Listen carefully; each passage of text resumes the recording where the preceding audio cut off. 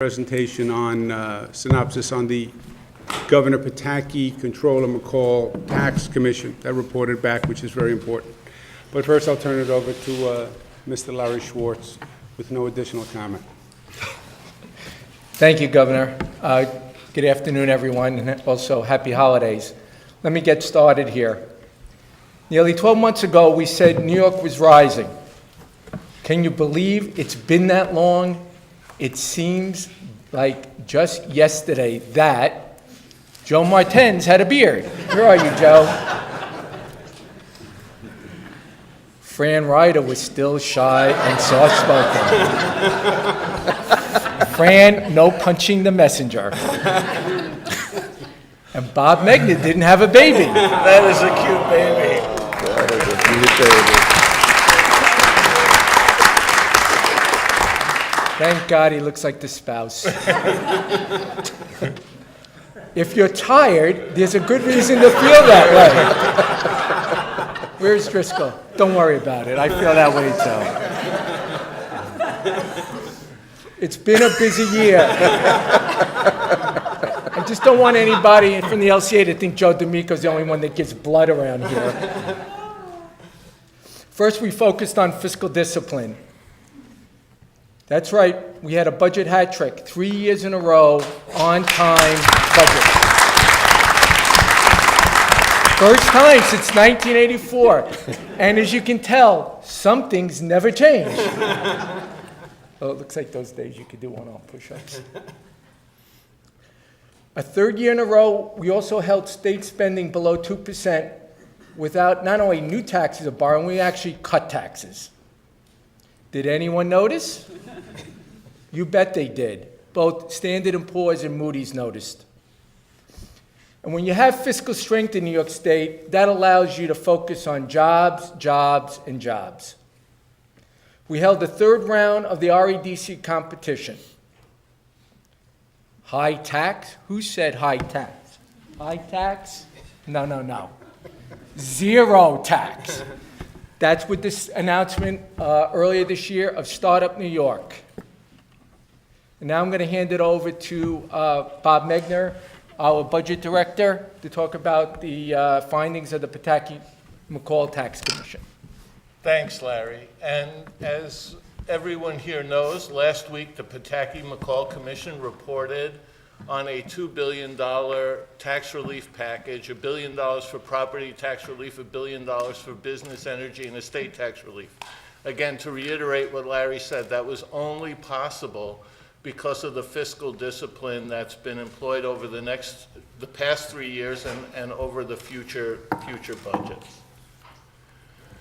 And what the Pataki Mccall Commission came up with is the main obstacle to increasing the state's economic growth is the local property tax. And so as the governor asked the commission to focus on property taxes, well, why did he do that? Clearly, he did that because it's a serious problem both downstate and upstate. In downstate New York, we have 3 of the 4 highest taxed jurisdictions in terms of dollars actually paid on property taxes in Westchester, Nassau, and Rockland. And again, that's really no surprise to people who have been following this. But what might be a surprise is that upstate is also hurting because of the property tax. And 13 of the 15 highest taxed counties in terms of property taxes as a percentage of home value actually are in upstate New York. So whether you're looking upstate or downstate, property taxes are a serious problem in New York State. The governor asked the Pataki Mccall Commission to look at those very carefully. So they came back with, on the property tax front, 2 recommendations. 1, freeze residential property taxes for taxing jurisdictions that keep levy growth below the cap at 2% in year 1. But importantly, in year 2, they came back and said that you should get the benefit in the second year as well, but only if you're taking concrete steps towards structural reforms in sharing services, consolidating governments, in taking the steps necessary to reduce the cost of government at the local government level. The recommendation number 2 was also on the property tax, and it was to create a new property tax credit based on ability to pay. Most of the folks, the governor being the first one, don't like the name circuit breaker because it confuses people about what we're talking about. So we are talking about a property tax credit based on ability to pay, which means that the higher your property taxes are as a percentage of your income, we would design a program, the commission recommends that we design a program to reduce taxes for those people most heavily burdened by the property tax around the state. And the commission recommends that this be administered as a refundable credit paid out to taxpayers over the course of the year. Importantly, the commission went beyond property taxes to talk about things that could help stimulate the economy and make New York an easier place to do business. And one of the most important was to simplify and reduce corporate taxes. We have a tax code that really hasn't changed since the 1940s and 50s. So we would simplify the corporate income tax, reduce the tax from 7.1 to 6.5%. That's the lowest tax rate we've had since 1968. Going further, we would reduce the upstate tax on manufacturers to 2.5%, and that's the lowest tax rate ever. If anyone wants a reference to ever, that's 1917 when the corporate tax was first imposed. Provide manufacturers credit against corporate income taxes equal to 20% of their annual real property taxes. We know that the property tax burden is not only a burden on residential taxpayers, but also on business taxpayers. And one of the best ways to target property tax relief and actual corporate tax relief is to folks who are actually making products in New York State. And this credit was designed to benefit those companies that are actually doing production in New York State. We also know that before the governor took office, there was an 18A surcharge. It imposed an extra liability on energy purchased and on utilities purchased. And so what the commission recommended was that we accelerate the phase out of the 18A surcharge, and that we focus that again to help promote economic development. We focus that on industrial customers who are most disadvantaged by having extra costs on their energy purchases. And all other customers, including residential customers, will see an accelerated phase out.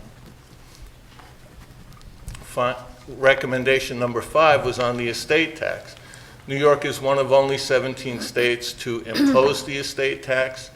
We have a relatively high rate compared to other states, but most importantly, we have a relatively low exemption level compared to other states. Our tax was designed, again, years ago to be consistent with a federal tax that no longer exists. And so the commission recommended increasing our threshold to be consistent with the federal estate tax threshold of 5.25 million, and to reduce the rate from 16 to 10%. This will effectively eliminate between 80 and 90% of the people who currently pay estate tax in New York State. And this was not something that the commission recommended, but there was some debate within the commission to make sure that there was some proportionality between what was being asked on the property tax side to reduce taxes and the fact that renters often pay a proportion of their rent to the property tax. So while the commission didn't recommend this, some members of the commission actually petitioned the governor to think about a renter's credit. And the governor has been clear that he is in support of a renter's credit to achieve proportionality within this, the commission's proposals on tax reduction. And so if you look at that and add the renter's credit in, you see that there's rough proportionality between an upstate suburban benefit of about $1 billion and a New York City benefit of roughly $1 billion. And you can see in these numbers that that's roughly the case. We think when you add a renter's credit plus a circuit breaker for New York City residents, you would get a benefit of close to $450 million. Estate tax benefits, are disproportionately focused on, or proportionately, depending on your point of view, estate tax reform for New York City residents. Corporate tax reform, because it benefits a lot of businesses that are doing business in and around New York City. And it accelerates the 18A surcharge. There's also a New York City benefit to that. When you look at this package in total that the commission recommended, when you add the renter's credit that the governor supports, you get a fairly balanced program between New York City and the rest of the state. Why this program? This program does what the governor asked it to do. It will get property and business taxes under control. It will improve our economic climate. It will stimulate investment. It will create jobs in New York. It is an add-on to Startup New York and the other programs that the governor has endorsed to create jobs in the state. We've also done other important things that have reduced business costs in the state substantially, including the unemployment insurance program, reform to that program, which saved employers $1.3 billion. It saves local governments, it saves schools, it saved businesses large and small. And we've also focused on tourism and launched the biggest promotional campaign in decades. Of course, I'm not competent to talk about that, so I'm going to turn it over to Christine Nichols. Thanks, Bob. And with all of the savings and all of these tax cuts, we're going to have to build tourism to record levels. Thankfully, the governor has given us the tools to do that. So on May 8th, he convened the Governor's Tourism Summit, and it was the first time that statewide tourism officials joined together. 237 of us joined together. We had 31 media attendees to announce the $60 million of investment in tourism. And it is the most in decades. And the tourism deliverables were widely accepted. The results for that day alone, 207 print, online, and broadcast outlets, estimated ad value of nearly $2 million, and 520 million impressions, media print impressions. The deliverables are very strong, from HUD Sandy advertising of $30 million, to border and interstate crossings and highway signage initiatives, to I Love New York, promoting in Times Square and enhanced airport and airline partnerships. We launched the Path Through History weekends, June 1st and 2nd, and 8th and 9th. We researched and designated historic sites according to 13 themes. We developed and launched Path Through History website. We designed and placed tourism signage on state and federal highways, and invested in regional projects and promotion of historic sites. And what was really terrific is over 442, I want to make sure I get this right, because it's not on here, but print and online publications covered the Path Through History weekends, resulting in 83 million people reading about it, with an estimated ad value of $12 million. Thank you, Fran. The Adirondack Challenge, many of you heard about it, July 21st through the 22nd. The governor organized a 2-day festival with a whitewater challenge to New York State politicians. 270 participants and media rafted in the Adirondack Challenge. 400 people watched. At the boat launch, 600 people attended the festival, and we had major media impressions, resulting in a lot of attention for the North Country. And as the governor mentioned before, so many of you do sacrifice so much to become government employees. And we almost lost Larry. I was breaking out from Camp Cuomo. We're very glad that you're nice and dry, although freezing right now in this room, Larry. The governor announced the Bassmaster Tournament when he was there August 8th in 2013, that it will return in 2014. Bassmaster this year was attended by 34,000 people over a 4-day event and drove sales tax up $500,000 for the quarter. NASCAR at Watkins Glen took place August 9th. There you see the governor announcing all of the terrific economic impact that NASCAR gives to New York State, including $150 million in economic impact. But he took this major event, which had worldwide attention, and used it in order to get the message of don't text and drive, partnering with NASCAR officials. So it shows you that beyond tourism, these events can deliver very powerful messages. The 2013 PGA Championship took place in Rochester, August 5th through the 11th. We were able to showcase New York State products and attractions featured in the Taste New York tent. We had a New York State press information desk and welcomed over 1,000 media attendees at the media reception hosted by the Lieutenant Governor. Results, $102 million in economic impact, $7.3 million in tax revenue, and more than 200,000 attended the golf tournament. It was so successful that the PGA has announced that Bethpage will host the 2019 PGA Championship and the 2024 Ryder Cup. The Governor's Cup took place August 13th. This is where the governor awarded the prizes to the finest wineries in New York State. More than 200 VIPs, restaurateurs, wine buyers, and media came together trying to build the wine and food industry, for that matter, and bringing together from the north and the city so that the restaurants and downstate will now serve wine, serve food, not only to New Yorkers, which are the largest consumers, but also to the 55 million or so tourists that come to New York City each year.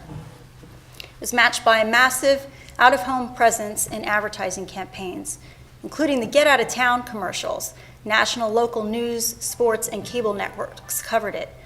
Partnerships with the MTA, Port Authority, JFK, and LaGuardia airports, 6,400 ad posters in platforms, trains, subways, and buses, video advertising at more than 100 subway entrances in Manhattan, and digital video boards located throughout Grand Central's terminal, main hall, and the Long Island Railroad passenger areas in Penn Station, along with fully wrapped I Love New York 42nd Street shuttle. If you live and work in the city, you have definitely seen this campaign. So by the numbers, the governor's investment in tourism is paying off.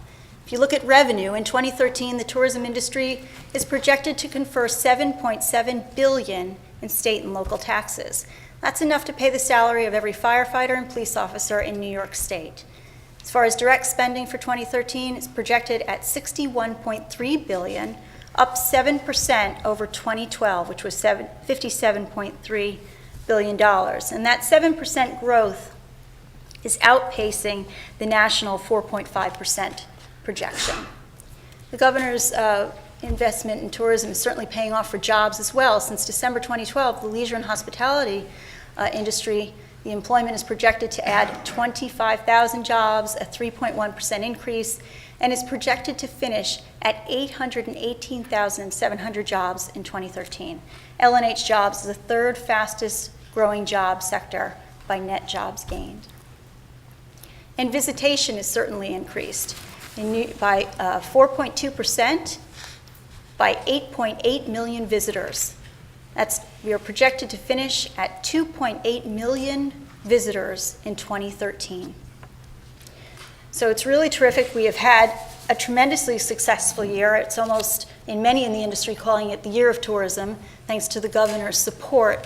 But also it doesn't end just there. We expect that the newest initiative, the resort gaming destinations, will certainly increase tourism even further, and I'm pleased to turn the clicker over to Howard Glazer. I have control. The clicker. So New Yorkers have been talking about a rational gaming policy for 2 decades. The governor proposed 2 years ago resort gaming destinations as a way to turbocharge tourism and to build on some of the initiatives that Christine talked about it. New Yorkers spoke loudly and clearly at the polls this past November, 57% approval, including approximately that same number upstate. And interestingly enough, although there was a very big election in New York City, you may have heard of, 46% of the vote on the referendum was actually upstate New York. And they spoke very clearly on supporting resort destinations for gaming as one way to improve tourism and increase jobs in upstate New York. As part of that also, the governor reached landmark agreements with our state's Indian tribes. with whom we've had disputes going back decades. And as a part of that, for the first time, the revenue from the gaming facilities in those 3 regions in upstate New York will be shared with every single county in the region, providing a direct economic benefit to each of those local governments. And I just want to thank and note Ben Liebman and Rob Williams and their efforts on both the gaming and the Indian agreements that we reached. Were very, very critical to that. We announced world-class advanced manufacturing, moving to Utica and Buffalo. Really, this is the industrial corridor of upstate New York being transformed, accelerating into a global center for innovation all along what was formerly the Rust Belt corridor. You can see it all along the thruway as you travel there. A new New York bridge is beginning to rise out of the Hudson River. This is the single largest infrastructure project in New York since the Verrazano Bridge 50 years ago. Just last week, Tom Madison and his team marketed bonds for this bridge. They were oversubscribed 2.5 times and came in with a price that was 20 basis points below the market for A- because of the strength of the thruway and the smartness of this bridge. Next week, we will close on the TIFIA loan, and that is federal support in the amount of $1.6 billion, largest TIFIA loan ever made by the U.S. government to a state for this project. I really have no comment on that. And I've seen my picture enough for one day today. Thank you very much. New York Works is an initiative begun by the governor 2 years ago. It's a new way of doing business in the state. It's not just spending more, it's spending smart. For the first time, it includes not only design, build projects, and what that is basically is allows us to design and build the bridges and the roads all at the same time, saves costs, saves money. And we did very unique things like instead of doing 30 bridges with 30 different contracts, we did all the bridges in one region in one contract, saving significant time and money and moving those projects along. We also have the first ever 10-year capital plan. Margaret Tobin and her team and Joan and her team, and I know the rest of you, your capital groups as well, put together. Every agency, a long-term plan, never done before for the state of New York.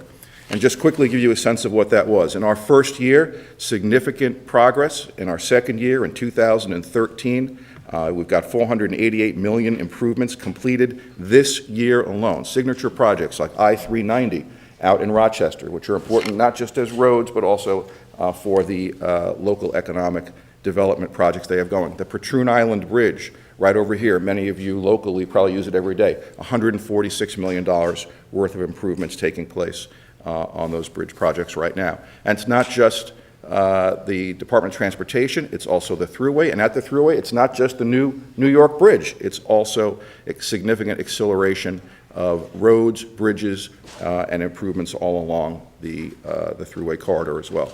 Rose Harvey and her team have the largest investment in parks in this state's history going on right now. We have improvements at 81 parks, 155 projects completed and underway. Over 60 million people will visit New York's parks this year, and they're going to see a transformed parks system, really one of the jewels of New York State. Neglected for decades, we saw some of the results of that in Hurricane in Sandy, Irene, and Lee. Not even inspected the majority of dams that are risky dams and flood control projects in this state. That has changed 100%. The dams are all inspected or in the process of finalizing their inspected. We've completed 22 dam and flood control projects. We have 106 more underway as part of the New York Works process. So in summary, you're seeing the results of a smart plan, the right amount of funding, 2 years, on time, on budget, our parks, our coastal areas, flood control, recreation, roads and bridges. This initiative is transforming the state of New York, and thanks to both the cabinet and the staff and the governor's leadership. With that, I'm going to turn it over to the master educator of the second floor, Mr. Lawrence Schwartz. Thank you, Howard. I hate going after you. But anyway, I want to talk a little bit about all the great things that we've done over the last 12 months, over the last year when it comes to our children's education. And the governor, through his leadership, he continues to put students first. This year, for the first time, every school in New York State has a teacher evaluation system in place. We increased education aid in the 13-14 budget by $1 billion, nearly a 5% increase. We gave schools the ability to extend learning time. Our budget this year included an additional $25 million to expand full-day pre-kindergarten in New York State. We created a master's teachers program to reward the best and brightest educators, and we created 16 P-Tech partnerships statewide to accelerate high school students training for high-skilled jobs. And we've made New York State fairer and safer. We raised the minimum wage because $7.25 an hour is unlivable and unfair. We responded to the rash of deadly shootings by passing common sense reforms to keep guns out of the hands of criminals and the mentally ill. We opened the doors to the Justice Center, helping protect those with special needs from abuse and neglect. We approved $5 million in emergency aid for food banks after devastating federal cuts to food stamps increased the need during our holidays. We increased penalties for texting while driving, and we even had a time for a flu shot. Look how he's smiling when he's putting that in. It's my turn next year. We took steps to make our government better. We created a local government restructuring board to assist municipalities under fiscal distress. To restore the public's confidence, we impaneled the Moreland Commission to investigate public corruption. We reached and beat our MWBE goal, 21% MWBE participation in state contracting for the first time. And after the devastating storms, we continued to build back better. The year began on a good note, with Congress approving more than $30 billion in recovering funds for New York State. We launched a home buyout program for homeowners who want to relocate. We gave the Public Service Commission real teeth to hold power utility companies accountable, and we abolished LIPA. We created the New York Rising Communities Program to empower local areas to create their own long-term recovery plans and strategies. And the list goes on and on and on. And I would keep going, but Mylan is giving me the I am bored look. And I see that look all the time in all my meetings.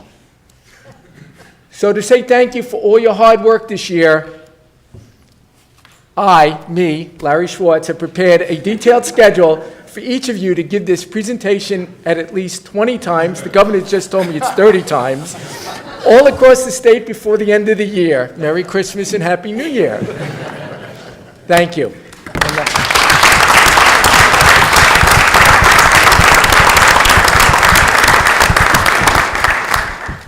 As we were discussing before, you can literally go around this table, literally and figuratively, and just go agency by agency. The accomplishments all across the board have been really extraordinary.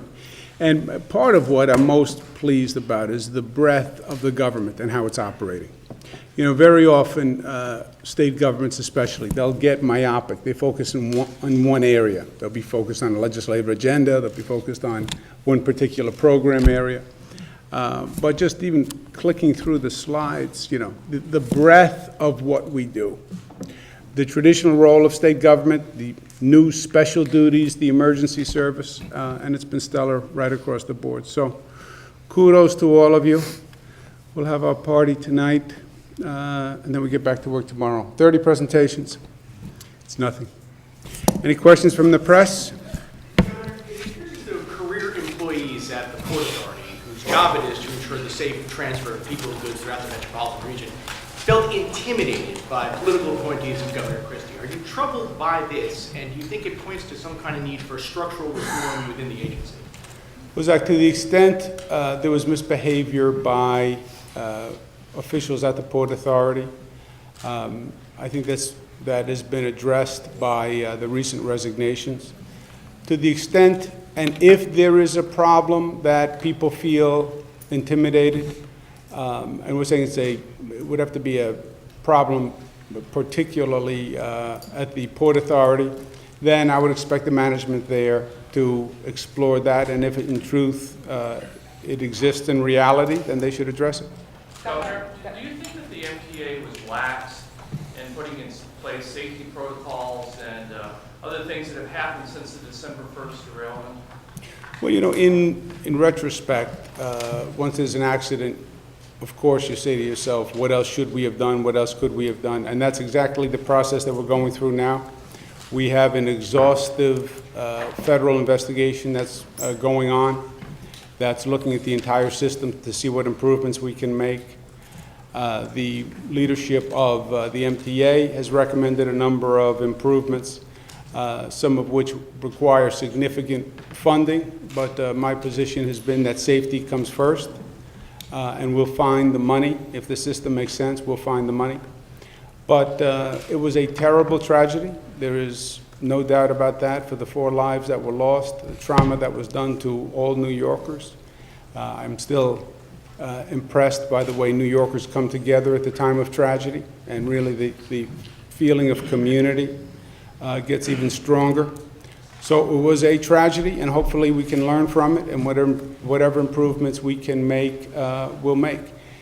The early information on the accident, as you know, was it was an individual's actions that caused it, as opposed to a systemic problem. But what system changes could you make? What safety changes? How do you use technology? That's what the MTA is going through right now, and I look forward to their recommendations. Governor, I have a question about the budget, so it's a good thing Mr. Megna is here. The tax commission is recommending $2 billion in tax cuts, but we have a $1.7 billion structural deficit. I just am confused about how that all adds up. Does that mean you've got to find $3.7 billion somewhere else in the budget? What the tax commission is saying, Karen, is first, and I'll ask Bob to answer details or anything I get wrong. It's premised on the state, again, hitting a 2% spending cap.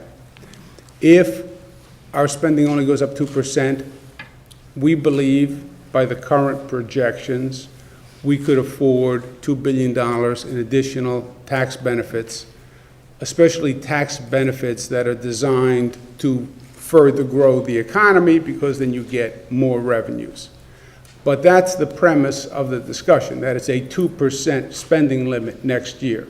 Is that right, Bob? That is absolutely right. So the $1.7 billion gap is predicated on spending more than 2%? No, again, remember, I think you always have to think about, first you need to see the executive budget, which will lay out all of these pieces, and in the executive budget we will do what the governor has asked us to do all along, which is to put a 2% spending plan in place. If we put a 2% spending plan in place, we will have, as the governor just explained, room to do a tax reduction plan, and that 2% spending plan is in place over the next 3 years. We will have more than enough room to do a $2 billion tax reduction plan.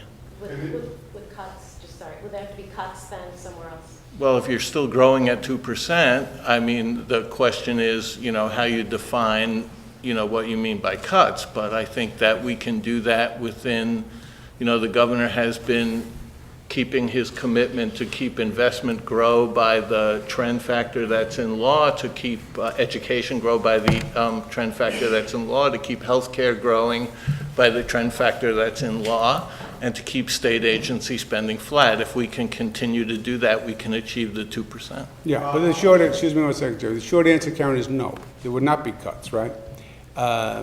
We spent 2% more this year, and education funding went up about 5%, right? Don't fall into the trap, right? See, when you start talking taxes, I said on one of the radio shows, it's who do you support, Yankees or the Red Sox, right? It's binary, there's an answer, and the answer is sure, and the answer isn't going to change. Where are you in taxes? Taxes are too high, they have to be lowered, that's what we have to do. Wall Street Journal editorial. Pataki Commission didn't go far enough, they have to cut taxes. On the other hand, right, red team, blue team, on the other hand, you have to raise taxes, we need more money, we have to take from the rich and give to the poor, and the more you spend, the better you do, right? So those are the polar extremes. They've always been the polar extremes. That's the spectrum of the political party. You have the conservatives on one side, you have the liberals on the other, and their response is sort of predictable. On those who are against tax cuts, well, some of the editorials, well, we then have to cut other things. No, that's not factually accurate. The budget overall grows at 2%. Some things would basically be flat. Some things could go up 0.5%. Some things, like priorities, like education, could go up close to 5%, like it did last year. So we don't have to get sensational about the argument to sort of to fit our political paradigm, right? My point has been the old Albany equation, as a progressive, the more money you spend on something, the better. No. Well, if we spend more, we'll accomplish more. No. You spend more on education than any state in the nation, you don't have the best education system. There is no direct correlation between how much you spend and what you accomplish. And why don't we actually focus on accomplishing something? I think what we've done in education over the past few years has been a major innovation. You now have an evaluation system for the first time after talking about it for years, right? So there's a difference between performance and funding. I also believe long-term the economic health of this state requires you to get your taxes under control. And that's why our message has been so important on that front. And I think you're feeling the reputation of this state change because the reality is changing. We get it. Business community's point was, you only know one thing, tax and spend. That's in your DNA, New York. We've shown them over the past few years that's not true. But to get specific on numbers, it is premature. First, there's going to be more numbers with more refinement as the year goes on and we watch the revenues, especially as we come through Christmas and we see what the sales are like, holiday season. But these are concepts at this point. And what the Pataki-Mccall Commission really said was, you made progress on the PIT, look at the property tax because it's bigger and it's more oppressive to people than the PIT. You ask people in the state, what is your income tax rate? Nobody knows. You ask them what their property tax is, they can tell you the number to the penny. So the first point of the commission was focused on property tax. The second point of the commission, and what was important to me, is on the checklist of structural reforms you need to make. State and local government, 10,500 units, is right at the top of those structural changes that have defied progress for decades, right? Gridlock in Albany, pension reform tier 6, labor contract that's unaffordable, domination by special interests, and growth of state and local, growth of local governments at an unaffordable rate, hence the property tax, is right up there in the short list of top priorities.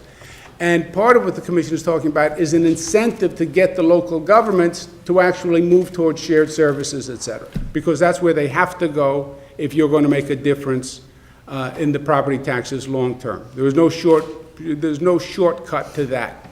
And I also understand how hard it is to get those local governments to talk shared services, consolidations, et cetera, because it's antithetical to their very existence. Governor, at the administration is going to be kind of fast out of the gate with a lot of the tax proposals next year. What about the recommendations of the Moreland Commission, turning those into legislative proposals and moving them forward? Is that the kind of thing you want to take care of, if possible, early in the session? Perhaps use some of your influence on the budget process to press for those changes, or is that the kind of thing, that set of proposals, something that we're going to be talking about in June? Casey, it's going to be the same way. No, it's going to be all of the above, right? The Moreland and reform options are not the enemy of economic development, et cetera. Obviously, the budget comes first, so you're more emphasis on the economic issues up front. But as usual, I would rather, we'll have fewer higher priorities that we focus on. But you're up there in the top tier when you're talking about economic development taxes and the Moreland Commission and reform. Governor, have you gotten any indication from local governments on their interest in consolidations and mergers at this point? And if so, is there enough time for them to turn that around to get that second-year benefit? So have I had expressions of interest? Right. No. And that still doesn't surprise you? Has anyone had any expressions of interest? No. Because the problem would be that the local governments are saying they have nothing else, they claim they have nothing else to cut. So it would go to your idea for mergers and consolidations, but you're not getting anyone saying they're interested in doing that. No. So how likely is that second year of a cut?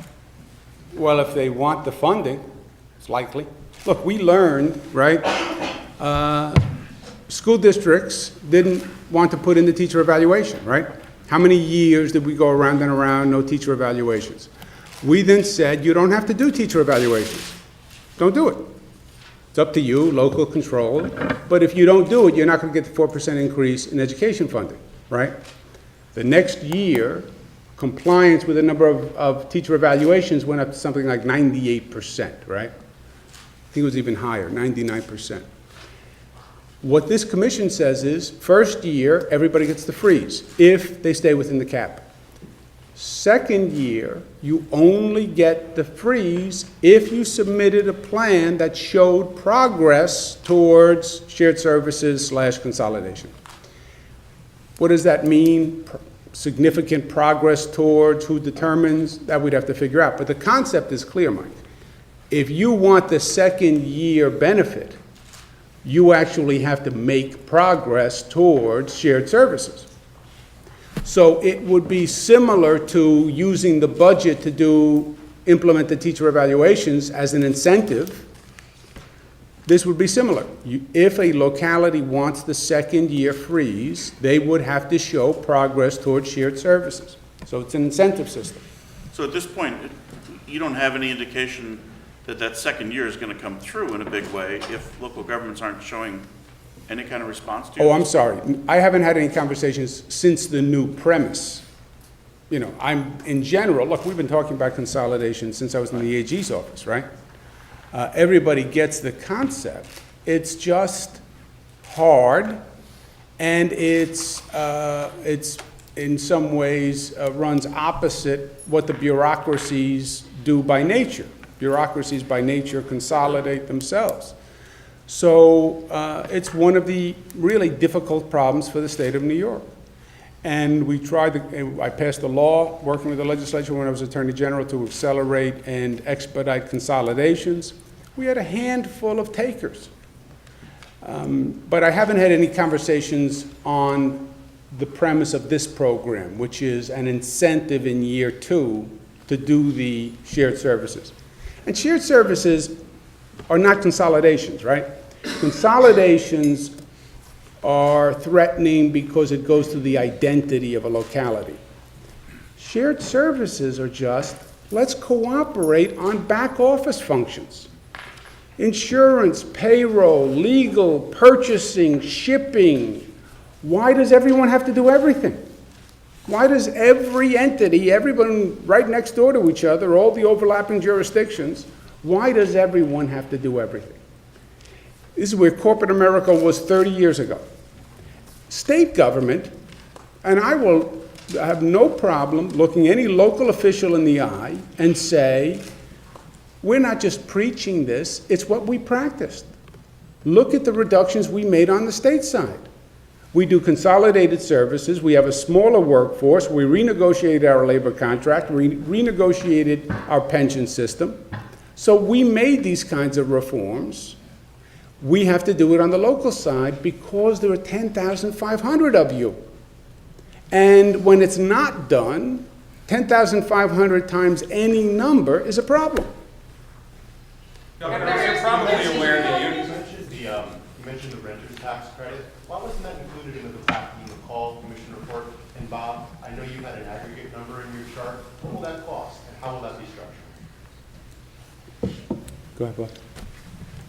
Well, I think there was some debate within the commission about whether to include a renter's credit, and so it was decided by the commission members not to include it, but some of the commission members felt strongly that it was a balancing point that needed to be included, and if you looked at the commission meeting last week, that it was raised with the governor, and the governor has been clear that he thinks that it's an important element that should be part of any final tax package.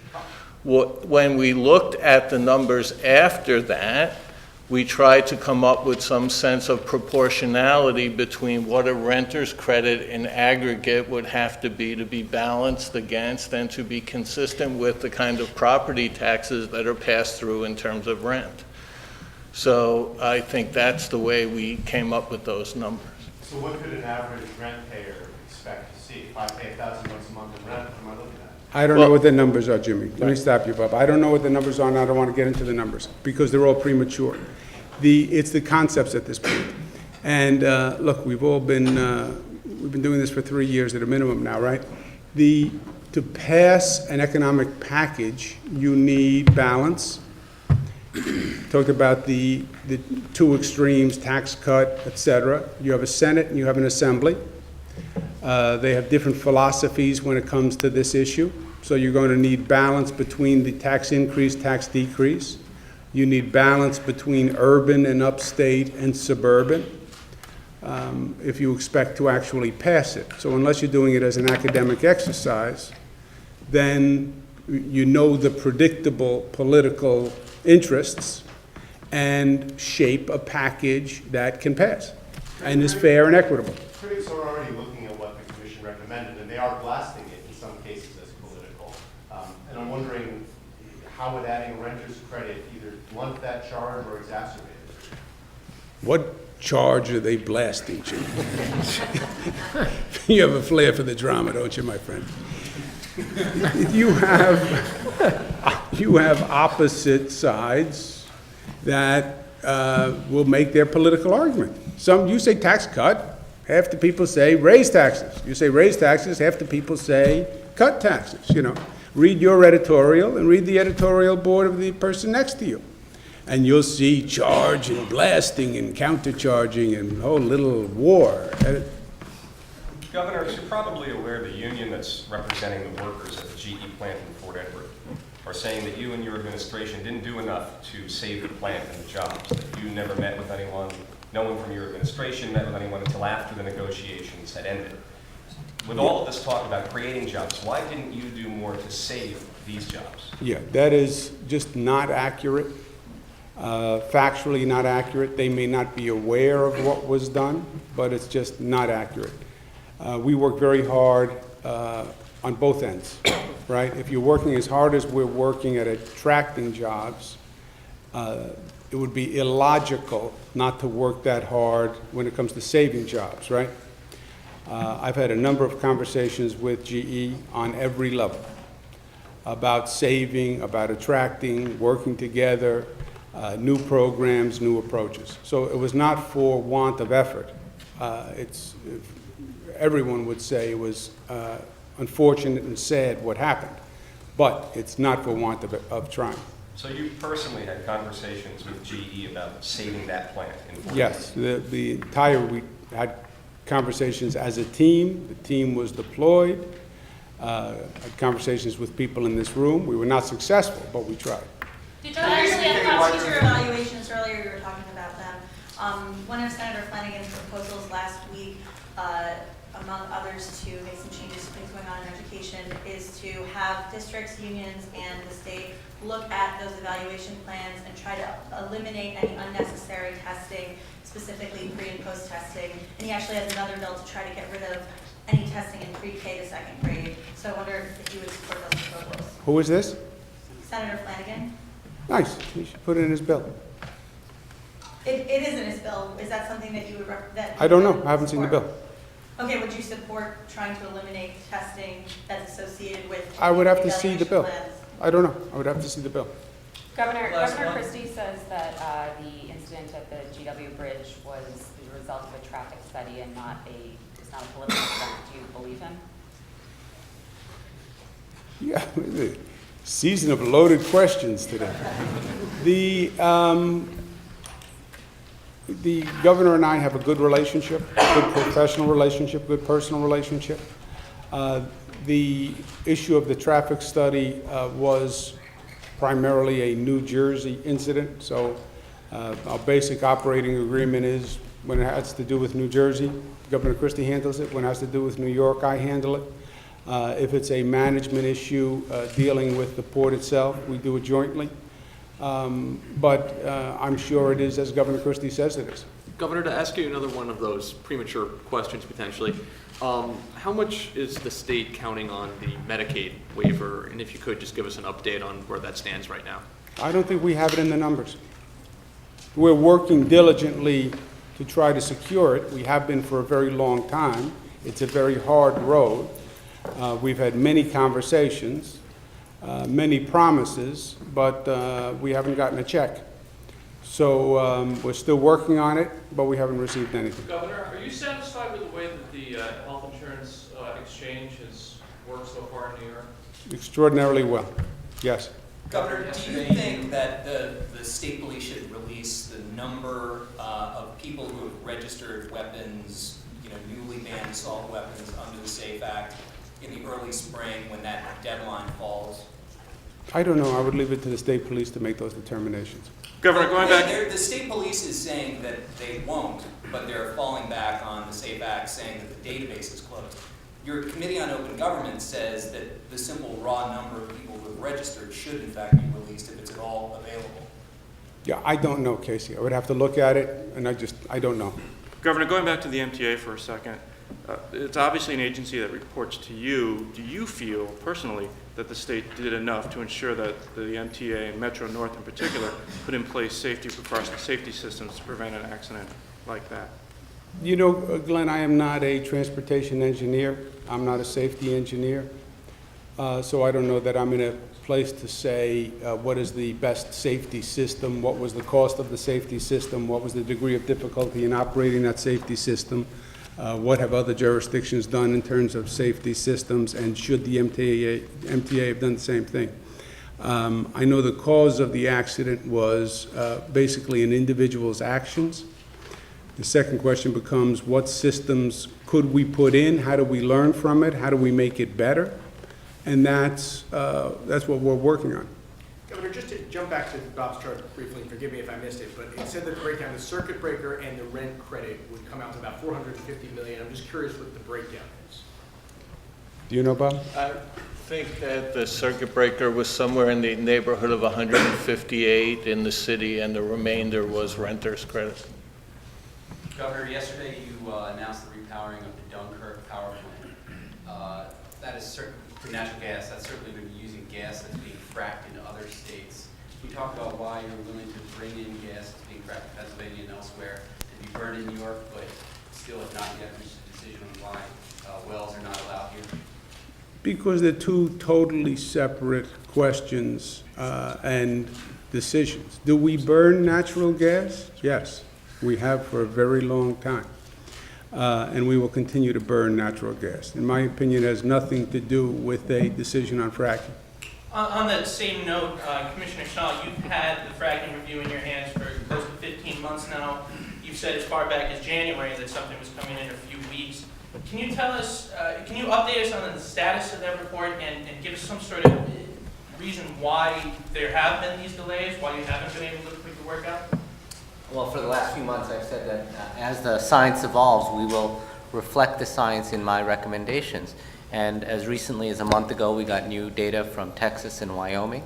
And until I'm comfortable with the state of the science, I'm withholding my recommendations. Can you give some sort of example of what you've learned from Wyoming, from Texas, from your meetings with other regulators? It's all out in the public record. There are studies out there, and we use the same studies that everyone has access to. Do you feel you've been sufficiently transparent with your review? We haven't seen any sort of scoping document. We don't have any sort of time frame. Have you been transparent enough with the review? As science needs to be done in a sacred place where we can, without, with objectivity, understand both sides of the issue, understand the science, dissect it, and then at the end come with a reasoned conclusion. So the process needs to be transparent at the end, not during. And when can we expect that end? When can the public expect to see some of your work? When I'm done. Governor, if I could just follow up on that. Science evolving, I think science always evolves, right? Does this process seem to go counter to your whole build design and do things efficiently right away, keep moving? It doesn't seem out of step with your other priorities or the way you manage the state? Yeah, I don't think so. My design build is a process, building a bridge, building a building, where you can either wait, do all the designs, put all the designs out, bid all the designs, and then start building, or you can design the first phase and bid that. That is more a planning process to save money in a construction project. The decision on fracking is a major decision on potential health consequences, danger, risk, versus economic benefit in a very controversial field with very high stakes. So, no, I think they're totally apples and oranges.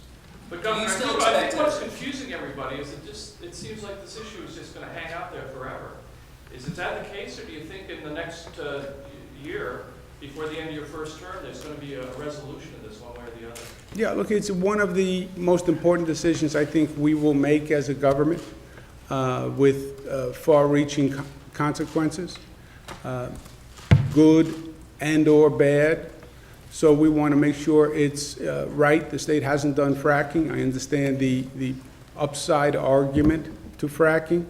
I understand the economics. I understand the potential upside. I understand where the market is today. I also understand the potential downside. So it's more important that we make the right decision and a thorough decision.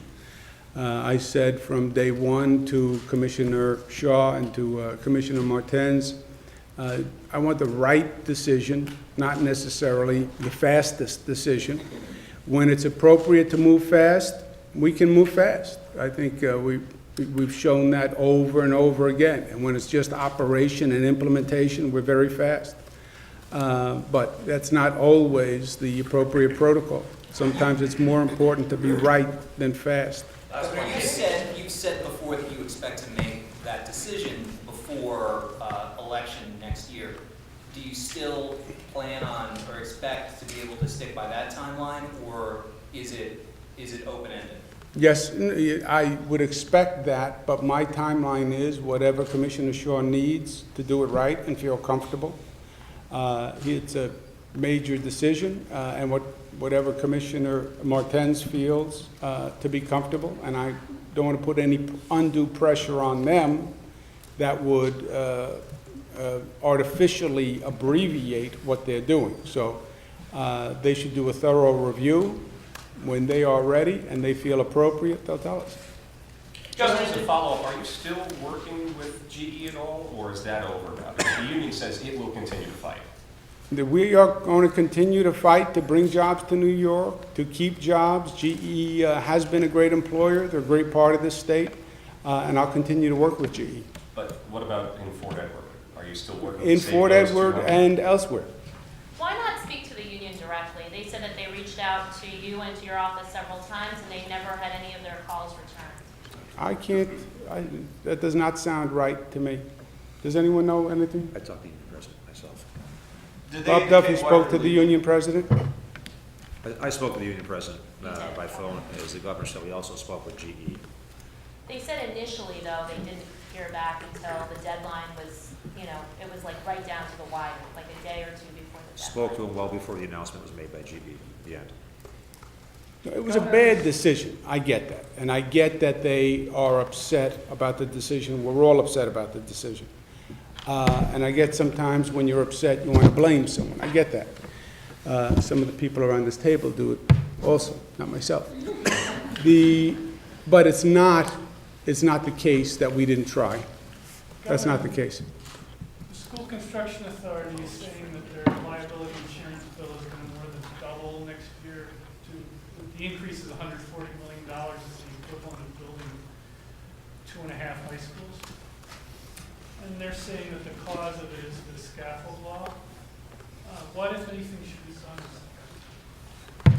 You know, I believe, Bill, that scaffold law is one of those areas that if there was a willingness, we could put people at a table and talk about it and make reforms to the scaffold law in a way that protects the purpose of the scaffold law, but does away with some of the unintended consequences of the scaffold law. This reminds me of the conversation, you know, scaffold law is one of the things of the quote-unquote unfunded mandates.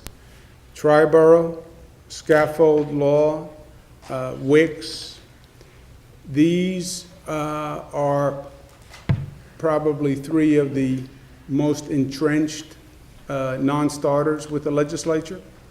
Predates me, but they are very difficult issues for the legislature to take up on a political level. We've tried before, we'll try again, but it is very difficult politically. Governor, what do you think of running against Donald Trump? Oh, I don't know, we have plenty of time for politics. I'm thinking more about the state of the state and the budget. All right, thank you all very much.